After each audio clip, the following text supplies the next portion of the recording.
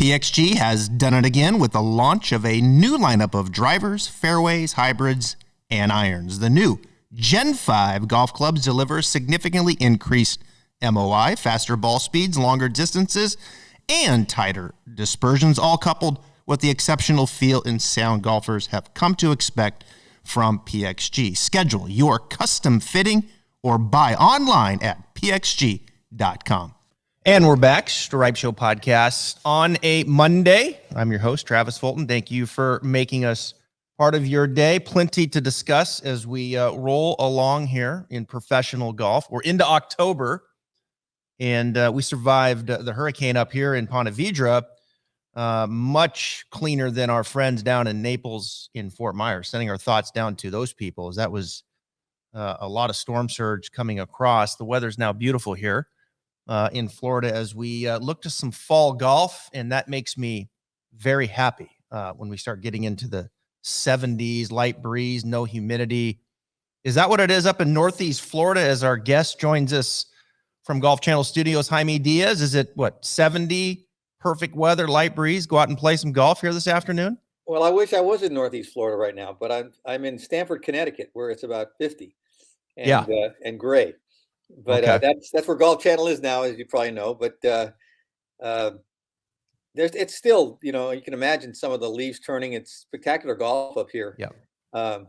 It's many of the sort of the golden age of architecture type courses. So still a good time to play a lot of golf. There's a lot of great golf up there. I lived up there before I moved here in 2001. Lots of great golf, beautiful up there in the fall time as well. Not easy though to get to where you're sitting, flying into LaGuardia though, right? And then having to make your track over to Connecticut. Yeah, LaGuardia has, by the way, been really improved. A couple of the terminals are they're state of the art now, which is a huge turnaround from what it used to be. But it's still situated in a place where no public transportation really gets to it very easily. So, you got to rent a car or pay whatever it is for the parking. And it's New York. They make you earn it here. All right. Well, we look forward to seeing you on air this afternoon and this week. Lots to talk about here in professional golf. And, I was sitting here this morning reading some things, and I was even thinking through last night. Mackenzie Hughes, of course, the Canadian wins Sanderson Farms Championship. That's his second win on the PGA Tour. He won the RSM Classic as well. He's won on the Korn Ferry Tour. He's won on PGA Tour Canada. This is a guy that's climbed the ranks through, let's say, developmental golf, those tours. And then Ryan Fox wins the Alfred Dunhill Links Championship on the DP World Tour. And these are two guys that, weren't right there bumping up like the next guy to be picked on the international team by Trevor Immelman, but they were up there to some degree, and they were not picked, and they go out the week after the President's Cup and both get a win. Let's talk about Mackenzie Hughes. This is a guy who has kind of taken this track here, like a lot of guys that we've been seeing over the last 6 months, to try to incrementally get better, but particularly in the way of distance. Small sample size here, 2 tournaments in, but he's about 7, 8, maybe 9 yards longer off the tee. Tell my audience about the Canadian Mackenzie Hughes and what you're seeing. Well, I'm so impressed because I think he's following the track that was so impressive with Matt Fitzpatrick when he won the U.S. Open. I mean, you could see the extra speed. It was visible. It was his body action was more efficient. You could see at the top of his swing and transition, he loaded it up more, and it just had more pop. And it makes a huge difference when you're already really good through the bag to play from 10 or 15 yards closer to the hole. That is a great psychological advantage, but it's also great sort of analytics proved advantage. And, Matt showed us what he could do doing that. Max Homa's doing the same thing. And now Mackenzie's doing it. And I think what's great about how they've done it is that they've blended it into the rest of their game without losing those other strengths that they've had. I mean, Matt Fitzpatrick's a great iron player, good chipper and putter, even though he chips cross-handed. And, Max in particular just got better at every aspect without dropping in anything. And Mackenzie's a tremendous putter. And we have seen guys try to get longer in the past, like Luke Donald, for example, get worse not only driving the ball, but also that genius short game he had. He lost his edge for whatever reason. Perhaps not paying enough attention to it. Perhaps something about the way he was trying to learn to get longer that got him out of his feel for his short game. But it seems like the next level of improvement on tour now is allowing guys to focus on what they want to get better at without dropping too much in those other areas, because in the end, it's an all-around game. And it's great to be longer, but if you don't improve your short game, or your short game gets worse as a result of neglect, or putting gets worse as a result of neglect, and we saw that with Bryson, who really never improved his wedges to the extent that he was fully taking advantage of the extra length that he had. I mean, it certainly worked at Winged Foot, and that was, I don't know if that was fool's gold, but he did not sustain that. And I think what we're seeing with a guy like Mackenzie or Max Homa or Matt Fitzpatrick is somebody who has are players who are incorporating the improvements without losing their all-around skills. Yeah, there's different things you can do in the world of speed training away from the golf course. You talked about Fitzpatrick. He worked with Dr. Sasha McKenzie and the stack system, and we had him on right after that. And I've had the stack system here for about a year, in how they overload, underload, the whole training regiment. And it wasn't until really, I think, Fitzpatrick fully dedicated himself to it and said, look, I'm all in. And then because there is this kind of letting go aspect. There's an internal governor of speed, especially at that level, because they know how to keep it in front of them. So when you start chipping away at that governor, that's dangerous. So he went all in. He's benefited. And I think in Mackenzie Hughes's case, he works with Mike Carroll. And I was listening to Mackenzie Hughes afterwards, and he said, until I fully committed to it, I kind of dabbled, and it was, you kind of get it, but then you lose it. You get it, then you lose it. And it's like, look, I got to jump all in. And he jumped all in, and you can see it. I agree. I watch him swing. I mean, there's definitely some transfer from what he's doing off the golf course now on the course. So it's fascinating, because there's the other side of it. Luke Donald, Jordan Spieth, sacrificed 3 years of his career to try to get some speed. There's certainly a risk, but it seems like Mackenzie, like some of these other guys you've mentioned, have been able to make the transfer. Now, you mentioned Bryson. Let me ask you about this. Bryson, who just finished second in the professional long drive world championship to Martin Borgmeyer. And Bryson is all in on this long drive. I mean, show me a video that Bryson posts of hitting a wedge shot. Right. And I think we would all fall over. Everything he posts is him hitting the driver as hard as you can. Are you a little surprised? Not so much about the live decision, but are you a little surprised by a world-class player like Bryson, who has seemed to be more concerned about how far he can hit the driver versus how good of a player he can be? I am surprised and a little disappointed, because I think Bryson himself was saying that his motivation and his whole premise to getting longer was to become a better player, and that it was just a tool that he was going to incorporate and then focus on other parts of his game as well, and not necessarily emphasize the length. The length was the most dramatic way to get longer, as analytics have shown. And I don't think there's any question that's been established, but not in moderation so much, but not at the exclusion of other things. And with Bryson, I just thought he was dedicated to being a great player. And right now he looks like he's dedicated to being a great long driver. And they're two very, very different things, obviously. And getting longer by itself does not make you better. Now, he won the U.S. Open by 6 strokes at Winged Foot, and that certainly seemed like an indicator that he was following that initial kind of narrative that he gave himself. I just want to be a great player. I just want to be the best in the world. I want to be the best I can, shoot the lowest scores I can. And somehow he's lost his way. The injury didn't help, obviously, but I didn't see, even before the injury, the sort of sustained improvement in other parts of his game. I mean, he's a hard worker. There's no question. And he made himself a better putter over time before he dedicated himself to the length. But the length just seemed to be seductive. And, there's just the proof is in the pudding.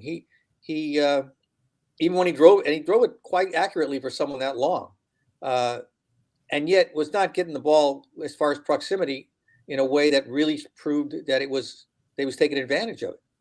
And I think then when the criticism started and he seemed to lose his appetite for the way, maybe fans criticized him and those kind of things, he just seemed like, I can just go do long drive. It's more fun. And I just didn't think he was that kind of guy. I thought he would pay the price, go through the hard stuff that it takes to be better, and the disappointment and all the kind of the plateaus and the regressions you have when you're trying to improve at the highest level, like Tiger showed us he went through. And everybody who's ever been great has gone through that process. Mm-hmm. And I'm not saying he didn't go through. He probably went through a more intense process than anybody, but somehow it got distorted away from what he said was the ultimate goal. Glenfiddich, the world's most awarded single malt Scotch whiskey, is expertly crafted and made with extraordinary care. Each single malt is a work of perfection. Yeah, he really hasn't been that competitive in LIV either. I mean, his best finish has been 8th, tied for 8th, which was his last event in Chicago. Yeah. So, I mean, we know there's only 48 guys in the field. So he really hasn't been that competitive. Quickly back to Mackenzie Hughes. The other thing I was thinking about was in the international team in the President's Cup, both Canadians, Taylor Pendrith and Corey Connors, went 0-4. Yeah. They didn't bode well. And then, of course, here comes Mackenzie, not on the team, and he wins. And I've said many times, look, the next 4 years, right? The next 2 for each event, home and away. Of course, the next away for the President's Cup is going to be in Montreal, which is going to be a great show, by the way. I mean, it's going to be a great show up there in Montreal. They are going to love it up there, and they will come out in big numbers, and it'll be exciting. I was there in 2007. They did. Yeah. And Mackenzie Hughes, is going to want to be on that team.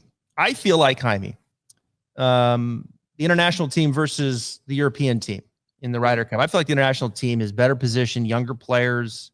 I love the leadership that Immelman put out there. We've seen, obviously both of these teams hurt from LIV, probably more so from the international team and what we saw there with Cameron Smith, Joaquin Niemann, et cetera, et cetera. But I still feel like the international team is better positioned over the next 4 years to give the Americans more of a challenge than what we're seeing, let's say, on kind of this now retooling on the European side.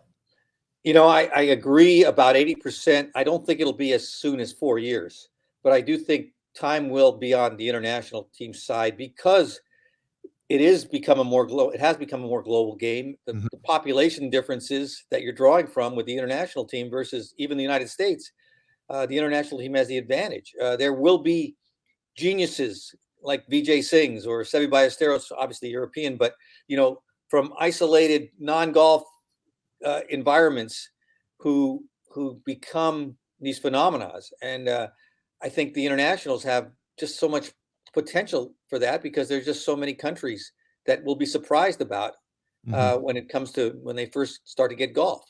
I think it's going to take a while. I do think the Asian market could explode, and we saw 4 South Koreans on the international team this year, and they basically carried the team.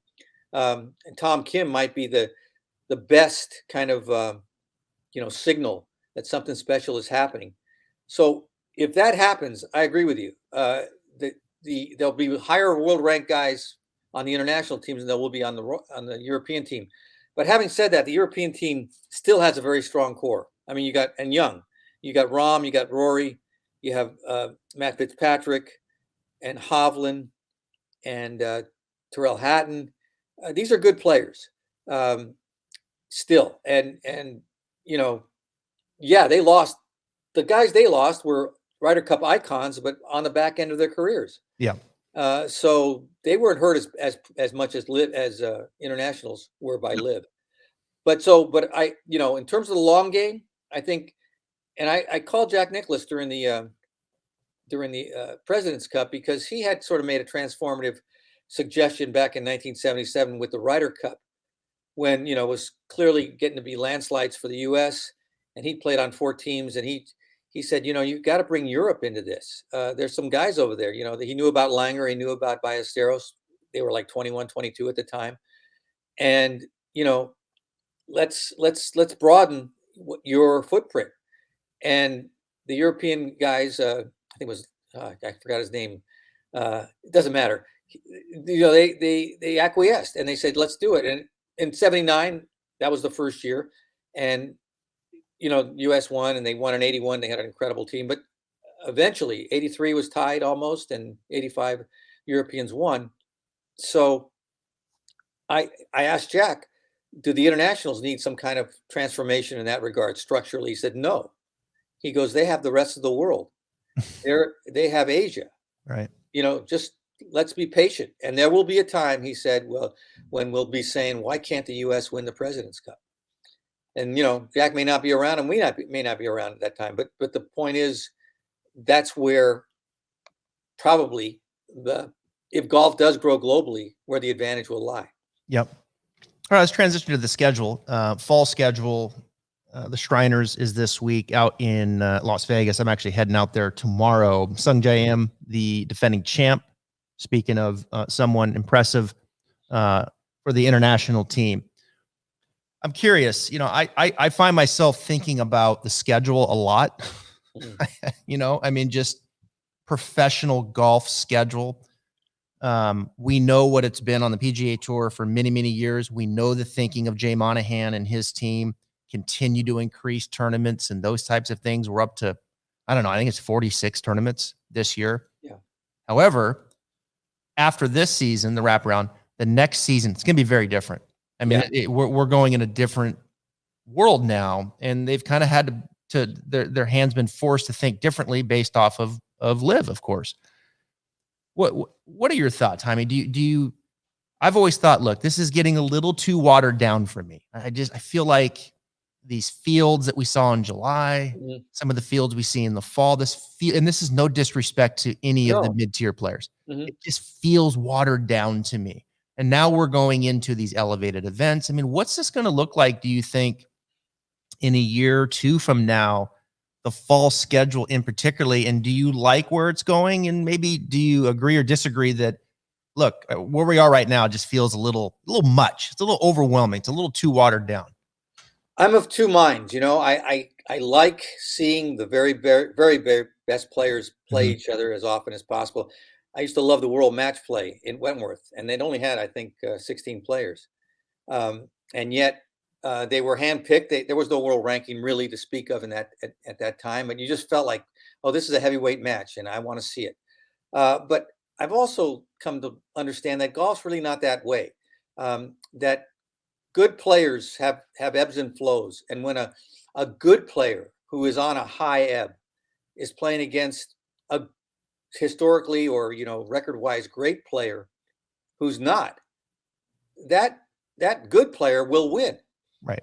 And so you don't want to take that element away from the game. On the other hand, I understand it's business, and I understand the percentages are you will have more exciting events when the highest ranked players are playing all the time. And of course, this was Phil Mickelson's argument. We're carrying the tour. We should be paid more. There should be limited fields events that showcase us, and these other journeyman guys, let them fight it out among themselves and see if they can earn their way into our strata. And I think, in essence, not to say Phil was a visionary, but because I don't like the way Phil went about it with LIV. But the point is the concept is kind of being adopted. And I still, at the same time, feel like golf abhors a vacuum at the top. We see players we call stars, and they are stars, but their star is often, it's a shooting star. It's fleeting, and somebody fills the gap. And Will Zalatoris, where was he? Where was Cameron Young 3 years ago? Now Will's only won once, and Cam's only never won on PGA Tour. But at the same time, you just see the talent, and you realize there's a tremendous depth of talent waiting to emerge. Sure. And so when the great machine of motivation and competition drives guys to get better, they do. And so I think, to your point, it was getting watered down. And the greatest the greatest challenge the commissioners had since Dean Beeman was getting the stars to play. Yeah. Because once you start winning a lot and you're focused on majors, it's hard to go out there week to week. And so the FedEx Cup was installed to create this incentive, so you'd be in the year-end event and get to the Tour Championship, and that helped. But still, the players are so wealthy now; it's getting harder. It's gotten harder, and the guys who are really motivated are the guys who want to, rise up. And so those are the guys that fill the fields in these off-season events. And I just think we're going to see more of that. And it's against football, and I think in a way the Tour has made a calculation. Look, those were never going to be highly rated, highly watched, highly talked about events simply because they were up against football. Let's just go with our strength when we're strong and let golf kind of play itself out in the so-called off season, which in a way I'm also glad that even though those guys are going to be playing hard from September through December or through November, this is somewhat of an off season. And I think it's good for the public actually to gain a little bit of eagerness to see the Tour, kind of gather itself again in January and get going. Yeah, like there's an anticipation, right, for opening week. 2 weeks ago and out in California, it's like it's just week one. It just kind of blends in with the rest of them. There's no, man, I miss it. Now I'm ready to get excited again and move it forward. So much on the table for Commissioner Monahan to consider. I can't even imagine. Trying to make all these decisions, trying to keep people happy, especially your best players, who I would have to think are the priority right now, because you can't afford to lose any more of those players in that room that went to him and said, hey, we're all going to play together. I don't think Jay could have went to them and say, hey guys, here's what we're going to do. We're going to do 18 elevated events. We're all going to play in them. And they've all been like, wait, what? It had to come from the players, to your point with Beeman, right? That it's hard to get them together. The players had to go to Jay and say, and I'm sure he was thrilled. I'm sure he was, yes, this is well, great. But they had to get some concessions, like the player impact with the PIP player impact program. That was to incentivize. I mean, they've got it to 100 million now. So the players came with a pack and said, look, we'll play more often, but you got to compensate us more and you got to raise these purses. And so I don't think Jay would have done that voluntarily unless circumstances gave the players leverage, which is what happened. And then you got the fan, right? And all the fans out here, and you got that core fan that's getting older that I think would watch golf on TV no matter who's playing 95% of the time. I think my mom and dad, PGA Tour golf's on, they're going to watch it. Wow. They're just going to watch it, and I'm going to watch it. I'm the core fan. And we know that the ratings haven't been great. There's been a dip. So you have to kind of, all right, where's that core fan? How can we bring the new fan into this? What's the best way to do that? And yet we're in this such fragmented time where all the best players some are playing over here, some are playing over there. It's like, okay, are they on TV or are they on my phone, or do I have to download an app? It's like, where are they? It's tough right now. I mean, it's this fragmented world we're in professional golf. I mean, where is all this going? And it seems, Jaime, that this is the way it's going to be at least for the next 3 years, right? This is the way it's going to be. Do you worry about the fan and where we're at and how fragmented it is? I worry because I feel it within myself, a slight loss of emotional connection to watching the greatest players, because there was always a presumption that the number one motivation they had obviously was to make a good living, but above and beyond that, in terms of their legacy, was to beat each other, was to prove who was the best, was to challenge themselves in a way that they were really proud that they became great golfers. And I think that's been eroded a bit. Maybe it was always a naive kind of romantic notion that these guys are playing for the love of competition and to make history and to be the best among themselves, when money was perhaps a bigger motivation even than we expected. And look at, they're professional athletes. Of course they're playing for money. I'm not that naive that I don't think money's important, but at the same time, when it's the end all be all, and you would actually throw away chances to make history and to be considered the best in the world for, basically generational money, I think the connection you have to the game, the emotional connection, gets chipped away at. And I think that can be temporarily for the moment why perhaps the ratings are down a bit. That's a whole question about, who is your audience? Because golf's always had a small niche audience, but it's always been a wealthy audience, and it's always been a highly influential audience in the business world. And that was what drove golf and kept its tournaments going, and kept the sponsors wanting to advertise because they were buyers, the golf audience. That's something that perhaps you should keep above trying to get a younger audience at the expense of losing some of that older audience. So that's another debate. But I think at least, against net last year, there is a drop. And I don't know, ratings are a whole science, but I sort of feel personally like golf's lost a little of its, I guess, the sense of love of the game is no longer what the fans see when they look at the players. Yeah. And love of the game is why we love the Ryder Cup. It's why, the President's Cup was, there's no money involved in that. It's pure competition. That's what we love. These guys would play for free. No, they wouldn't. And not that they ever would in 1958 or 1978, but now it's been brought out in the open that golf can be bought.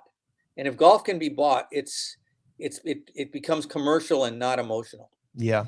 No, I think that's well said. That's why I thought it was a bit cleansing, the President's Cup, because it wasn't about money. It was about, for the first time in the dialogue of, a year now, it was all about money. Every dialogue was about money, and how much did they pay him to go over there and play. And he's now accepting money not to play in the Ryder Cup and not to play in the FedEx and not to potentially, I think some of these guys, if you don't let them play in the major championships, they'd be like, okay. Well, it is what it is. Tiger came out and represented the really traditional view of the greatest players who ever lived. And that was, I think, a huge moment, because at least we still have him and players who aspire to be like him or close to him. What we learned, though, is that that's a small sliver at the top of the pyramid. And maybe below that, and even within it, because Cam Smith, although he's not historically a great player, he's number 2 in the world. Maybe within it, there's guys who can walk away. Dustin Johnson's walking away. That was an eye opener. Yep. At the same time, and not to belabor this, but it's an individual decision in each case. I don't really begrudge anyone, to make the decision that's best for them. But when it starts to be a runaway train, and that can destroy the PGA Tour having the claim to having the greatest players in the world, then I think it's bad for golf. Yeah. All right, let me finish with this. There's every day, it seems like there's a new lawsuit going on. But when you look at these guys taking their names off, like you look at Phil, Taylor Gooch, Ian, Swafford, and there were many before that took their names. Abraham Answer took their name off of the lawsuit that went to the PGA Tour that was filed. I think the only ones that are left are Bryson, Matt Jones, and Peter Uihlein. What's going on there? All these names now dropping, is it because LIV has stepped in more, or what? Why are all these guys dropping? This is just a feeling, but and it's ironic because they did the most contentious thing you could do, which is, basically leave the tour for a renegade tour that's trying to buy, the highest levels of golf. But I think and I talk about the guys who've taken their name off the lawsuit, as they've analyzed the future, I don't think they want to mitigate this contentious position, because I think they're hoping for a compromise at some point. They want to play in majors. They want to go to the Masters. They don't want to be the enemy of the establishment to such an extent that they're looked at as pariahs. That may never change, but I think by Phil, for example, saying, I don't want to be part of this lawsuit, he may have his own reasons. Discovery evidence can be a very, intrusive thing. So Phil may have legal reasons for not wanting to be part of the lawsuit. But the other part is nothing seemed to infuriate the current PGA Tour players more than the lawsuit. It's like, these guys, I used to know these guys. I used to play with them on team events. We're friends, and they're suing me. I now feel differently about them. I now feel like we're at war. And I think that's a discomforting feeling if you're on the outside at Live and don't really know what's ahead for sure, other than you got a big pile of cash. Beyond that, you don't really know, and you still like to play in the majors, and maybe you'd still like to have, I mean, in best case for them, some kind of merger. And if you're going to part of a lawsuit, that becomes harder. So dropping out of the lawsuit to me is kind of this sort of a shadowy kind of conciliatory move. Yeah. And I think they're just more comfortable saying, like, look, I'm not trying to destroy golf. I want, and we've heard even Rory talk about it and Phil talk about it. Everybody got to get in a room and fix this. Well, it's more possible if there's not lawsuits between players. Yeah. Well, now the PGA Tour is countersuit, right? And is accusing Live Golf of unfair tactics. So, now we've got that on the table. So I would say the two sides getting in the room and talking is probably not going to happen this year. I don't think, I mean, that's in my own opinion. I don't think the tour should feel pressure to get in the room. Yeah. I think the tour is trying to hold on to something pretty absolute. And if a compromise would chip away at what the tour has. Mm-hmm. And, I don't think they should give away that position just to say, hey, let's compromise here, guys. Because it's not two, in my opinion, not two equal forces. It's one force that's got time and history and the best players in their corner and the support of the public and everything else. And the other one is trying to, again, just to simplify it, buy that away. Yeah.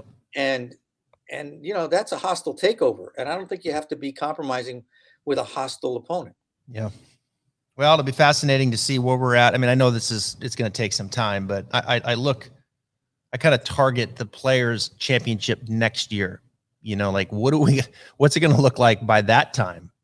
By the time we get to there, and then of course Augusta is just right around the corner. A lot of these decisions that are going to have to be made from an official World Golf Ranking standpoint, which is going to be huge decisions towards whether those players are going to be getting points for playing in LIV events. And of course, you got players who had made the change and they said, well, because they want to spend more time at home and this and that, Patrick Reed being one of them. And as my count has it, he's played 7 straight weeks. Yeah. Over the last 7 weeks. So anyway, it's just, it'll be a lot really of talking points, to kind of soften the idea that, hey, we're not just greedy. We're actually, trying to improve the quality of our lives. And anybody would want to do that. I get it. There was a grain of truth to some of it, but it's certainly when Harold Varner said, hey man, this is money I could not make any other way. This helps my whole family. I'm going to take it. It was refreshing. Yeah, I know. It was. You can respect that. You can respect DJ. He's gone. He's like, as surprising it was to me that he did it. He seems to have stayed pretty sharp with his game. But I'll end with this. There's going to be a moment, I think, for most all of these guys. I think it's already hit some of them where they're like, you know what the hell am I doing? I'm bored. I miss this back over here. That's what I was. That's what fueled me. That's who I was to the core, a competitor. And yes, all this money's great. But I miss this, and I just think it's hit some of them already. And I think it's going to hit a whole lot more in the next year or two. I couldn't agree more, Travis. I think you're hitting something that I think is just so foundational to this whole thing. Mm-hmm. And it's a very intuitive kind of feeling. I mean, I don't know how you quantify it, but I remember just seeing when the first Live event and seeing those guys out there hitting balls and then get in front of the cameras and talking basically to promote this new thing. And I just felt like these guys are going to feel like they made a mistake. Mm-hmm. I mean, if they're wired to be champions, they're going to feel like, yeah. Now, some guys aren't. I mean, not to say, DJ won 24 times. And a couple of majors. So the incredible athlete, but he always had that wonderful way. I say wonderful in the sense that it's kind of it's enviable of detaching from the result and just moving on with his life. And he's able to detach from the competitive part of it in a way that I think most guys who are wired to be that good aren't. So he's sort of the exception that proves the rule to me. Yeah. Look, other guys have other interests. I can certainly relate to that. Like Abraham Answer has his tequila company. Yeah, he's entrepreneurial. Yeah. He's an entrepreneur. I mean, you look at Bryson and all his YouTube and long drive. I mean, he's distracted over there. I don't know if Hudson Swafford, how much he really wants to play golf anymore. You know, I can see why for some of these guys, and maybe they won't miss it. But I think deep down, Brooks Koepka, and some others. I mean, Brooks didn't get his motor running until it was in a major. You know, to me, if you're going to be that good at something, you're all in. You know, it's everything you got. And when you have something, when you take that away from a great athlete, you know, giving everything you've got for something that is really hard to attain, you're taking away their purpose. Yeah. You know, so I think some of these guys are going to feel purposeless. Well, appreciate you coming on. I mean, I know you got some live TV to do, so thank you for jumping on the Stripe Show. We appreciate it. Enjoyed it. Thanks a lot, Travis. All right. Haymaker Coffee Company was established in 2021 to create the best coffee to fuel the underdogs who perseveres, who hustles, and have the give-it-all mentality to achieve their American dream. Haymaker Coffee only roasts top quality, specialty grade coffee beans, resulting in brews that satisfies those who demand every drop from their coffee and day. If you work hard, run hard, fight hard, and play hard, we have your coffee right here.